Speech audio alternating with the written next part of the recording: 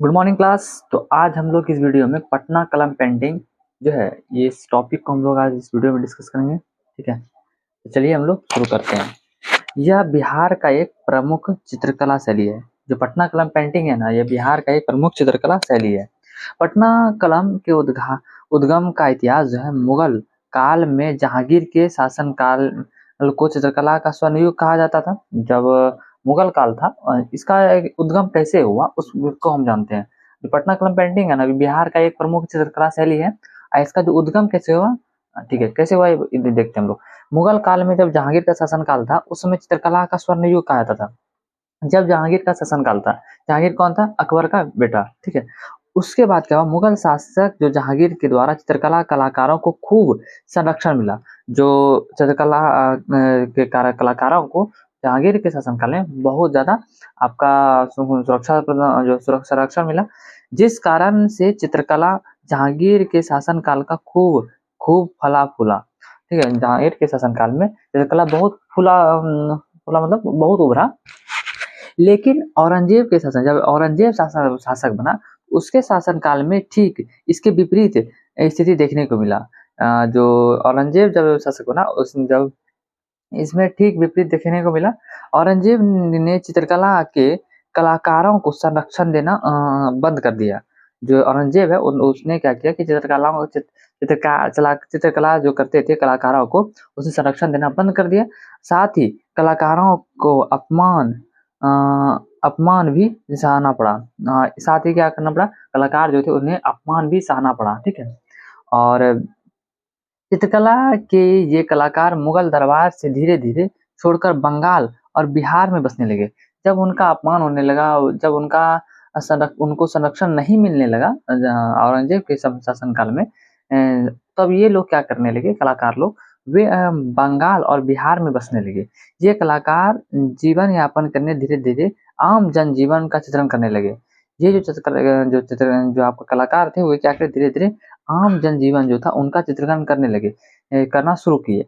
कलाकार जो है पहले क्या करते थे ये लोग, जो मुगल साम्राज्य के जो राजा थे उन लोगों का ये चित्र बनाते थे। और जब ये होने लगा कि जब वहां से इन्हें संरक्षण नहीं मिलने लगा, अपमान होने लगा, तो वे लोग क्या करने लगे, वहां से जाने लगे। जाने के बाद वे जो पटना और बिहार और बंगाल में बसने लगे। ये जो कलाकार आपका बिहार में पूर्णिया और पटना के क्षेत्र में एकत्रित हुए। कहाँ हुए? पूर्णिया में और आपका पटना के क्षेत्र में। और इस प्रकार बिहार में चित्रकला का विशिष्ट शैली का विकास हुआ। जब ये वहां से आए और पटना का क्षेत्र और पूर्णिया का जो क्षेत्र है वहां पे बसे, उसके बाद जो है यहाँ पे क्या हुआ कि पटना जो है बिहार में जब पटना और पूर्णिया में बस गए, उसके बाद बिहार में चित्रकला का एक विशिष्ट शैली का विकास हुआ और पटना कलम के नाम से इन्हें जाना जाने लगा। इन्हें किस नाम से जाने लगा? पटना कलम के नाम से जाना जाने लगा। पटना कलम पेंटिंग की विशेषताएं हम लोग देख लेते हैं। पटना कलम पेंटिंग के माध्यम से आम जनजीवन का चित्रण किया गया है। इसमें किस चीज का चित्रण किया गया है? आम जनजीवन का चित्रण किया गया है। पटना कलम के चित्रकार चित्रों को प्राकृतिक रंग भरते थे। इसमें क्या करते थे वे लोग, चित्रों में प्राकृतिक रंग भरते थे। ये हरे रंग के लिए किसका? सेम की पत्ती का उपयोग करते थे। और पीले रंग के लिए इन्हें हल्दी का प्रयोग करते थे। लाल रंग के लिए इन्होंने पीपल का छाल जो होता है उसका उपयोग करते थे। और काले रंग के लिए इन्हें जौ को जलाकर जो उनका रंग को चित्र में उपयोग करते थे। ये आपके जो प्राकृतिक रंग का प्रयोग करते हैं, सेम के पत्ती से हरा रंग हो गया, और पीला रंग के लिए हल्दी हो गया, लाल रंग के पीपल का जो छाल होता है उससे लाल रंग हो गया, और जौ को जलाकर ये लोग काला रंग का प्रयोग करते थे।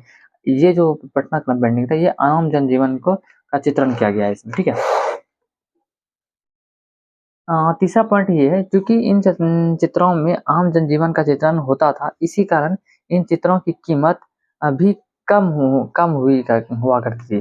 क्योंकि ये क्या होने लगा कि जब इन जो आम जनजीवन का चित्रण होने लगा, तो ये चित्र जो थे आम लोग ही खरीदेंगे। ठीक है, तो उससे इन चित्रों का जो कीमत है वो बहुत कम हुआ करती थी। पटना कलम पेंटिंग में चित्रों के लिए बॉर्डर नहीं बनाए जाते, मतलब जो चित्र बनाए जाते थे उसके लिए बॉर्डर नहीं बनाए जाते थे।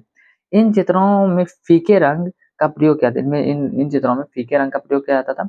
पटना कलम जो है लघु चित्रकला शैली का उदाहरण है, एक किस लघु चित्रकला शैली का उदाहरण है जो सामान्यतः कागज पर हाथी के दांत का चित्रण किया जाता था। जैसे सामान्य पर जो कागज पर या हाथी के दांत पर चित्रण किया जाता था।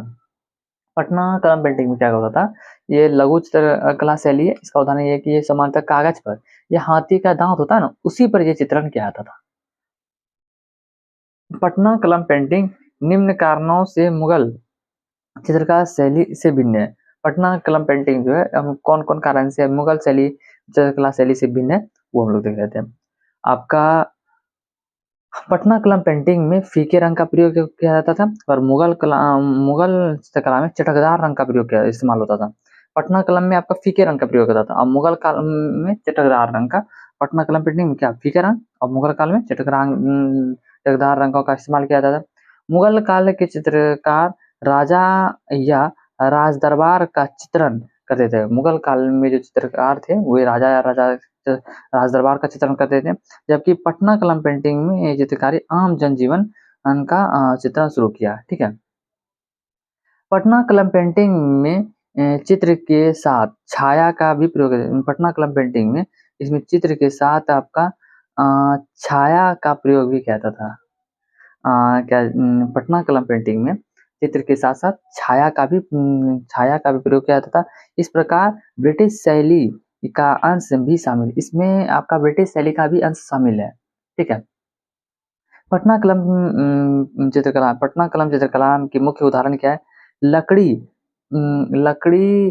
कटता हुआ बढ़ई, इसका जो महत्वपूर्ण उदाहरण है लकड़ी काटता हुआ बढ़ई, मछली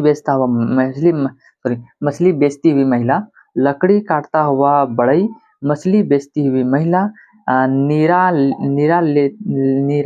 ले जाता हुआ का पुरुष और डोला ले जाता हुआ कहार। ठीक है, ये सब हो गया। अब आगे आते हैं हम लोग। पटना कलम चित्रकला के एक महत्वपूर्ण उदाहरण है कि बेगम का शराब खोरी, जिसका चित्रण यमुना प्रसाद द्वारा किया गया। पटना कलम पेंटिंग का एक महत्वपूर्ण उदाहरण यह है कि बेगम का शराबखोरी का जो चित्रण है ये किसने किया गया? यमुना प्रसाद द्वारा किया गया। बेगम का शराबखोरी का चित्रण किसने किया गया? आपका ये यमुना प्रसाद द्वारा किया गया है। पटना कलम पेंटिंग के कुछ कलाकार हैं, एक है हुलास लाल। ठीक है, हुलास लाल। पटना कलम पेंटिंग के कुछ कलाकार हुलास लाल, महादेव प्रसाद, यमुना प्रसाद, सेवक लाल। हुलास लाल और महादेव प्रसाद, यमुना प्रसाद, सेवक लाल। 18वीं सदी और 18वीं सदी और 19वीं सदी में पटना कलम पेंटिंग कलाकारों का चित्रण में रुचि अधिक था। 18वीं सदी और 19वीं सदी में पटना कलम पेंटिंग की चित्रकलाओं का चित्रण में रुचि अधिक था, जबकि 20वीं सदी में इस चित्रकला शैली का धीरे धीरे पतन हो गया। 20वीं सदी आते आते क्या हुआ कि धीरे धीरे इस चित्रकला शैली का पतन होने गया। इस कला के अंतिम कलाकार के रूप में हम लोग ईश्वरी प्रसाद को जानते हैं। इस कला का जो अंतिम कलाकार है ना, इसको हम किसको जानते हैं? ईश्वरी प्रसाद को। एक हम लोगों ने देखा बेगम का शराबखोरी, यमुना प्रसाद, और उन्होंने क्या, इनके प्रमुख जो थे हुलास लाल, महादेव प्रसाद, यमुना प्रसाद, सेवक लाल, और ईश्वरी प्रसाद जो थी ये लास्ट थे। ठीक है, तो हम लोगों ने आज ये पटना कलम पेंटिंग देख ली। इस बार हम लोग नेक्स्ट वीडियो में मधुबनी चित्रकला शैली देखेंगे। तो चलिए, थैंक्स फॉर वॉचिंग। जय हिंद।